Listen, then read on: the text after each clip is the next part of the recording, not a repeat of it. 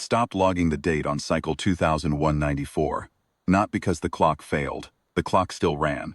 The secondary pulse counter on the comms console ticked with the same metronomic patience it had shown since the ninth spire was commissioned. Since before I was born. Since before my mother served her rotation here and handed me the headset like a relic. The clock was fine.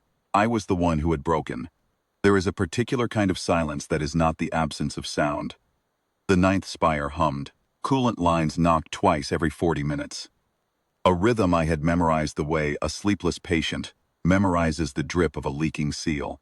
The emergency lighting threw amber bars across the observation deck and through the forward viewport. The gas giant we had orbited for 6,000 cycles turned its slow, indifferent shoulder. There was plenty of sound. The silence I mean was the silence in the comms band. The silence that meant no one was coming. We had been broadcasting on 4 frequencies since the reactor cascade began. Tight beam to the sovereignty relay at Drift 7. A wide scatter on the open humanitarian band. A council priority distress ping that our protocols said would be answered within 90 cycles. And, because our senior engineer Veshar was old enough to remember the early contact era, pulse-coded signal on a frequency so antique that most of the current relay infrastructure would not even register it. 4 signals. 2,194 cycles. Not a single acknowledgement. The sovereignty relay, we learned later, had been decommissioned. Budget revision. The humanitarian band had been reclassified as a commercial channel 300 cycles prior.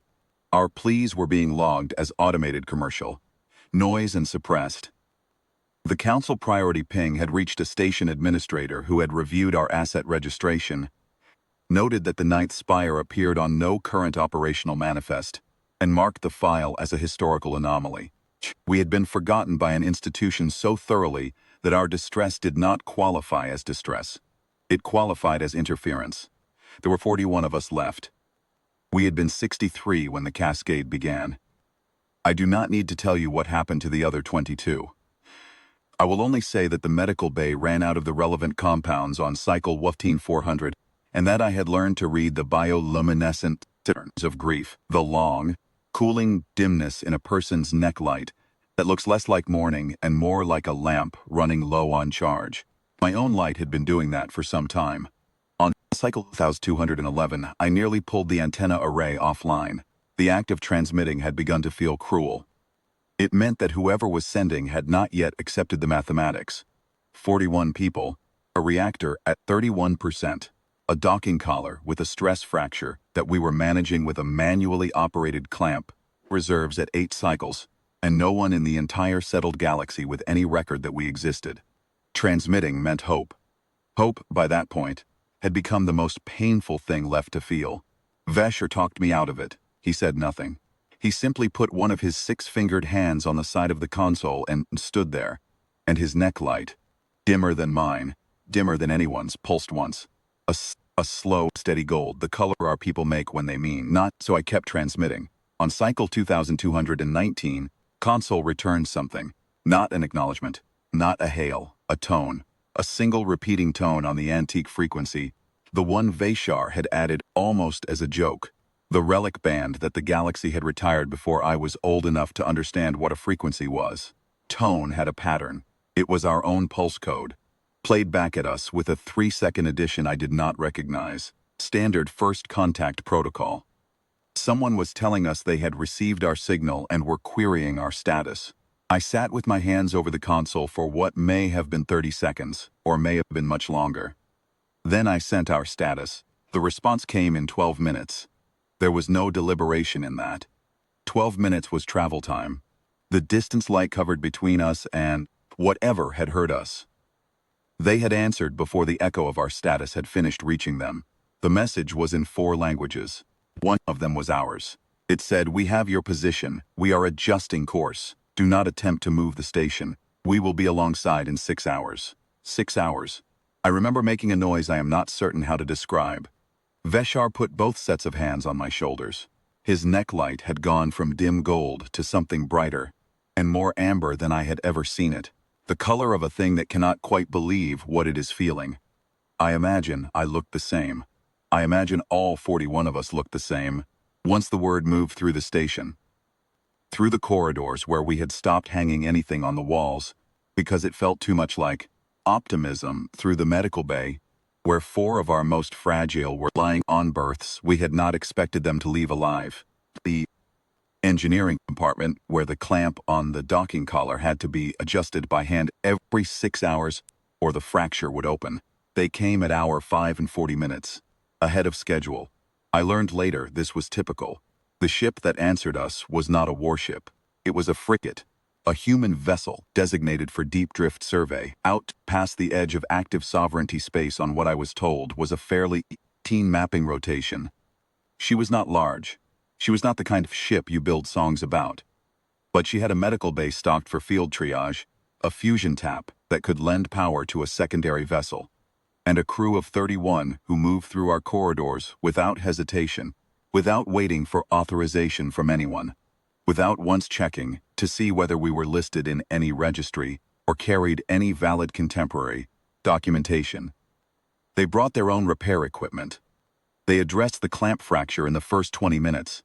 Not a temporary patch, a structural bond that their engineer told us matter-of-factly should hold for another 4,000 cycles.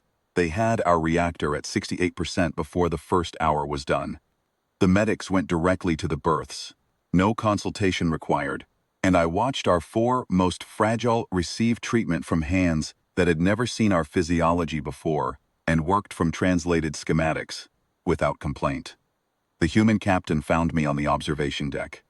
She was a compact woman with close-cropped gray hair and the kind of stillness that people develop when they have been spending large portions of their lives in deep space. She did not introduce herself with her rank or her mission or her authority. She said, in the voice of someone confirming a routine detail, "We counted 41. That right?" I told her yes, that was right. She nodded once. Then she looked out the viewport at the gas giant, and I watched her take it in the way you look at something that is very old and very patient, and has been waiting for someone to finally pay attention. "We'll have you off before the reserve hits critical," she said. "Anybody who can't walk we carry, that was all." She did not wait for my gratitude.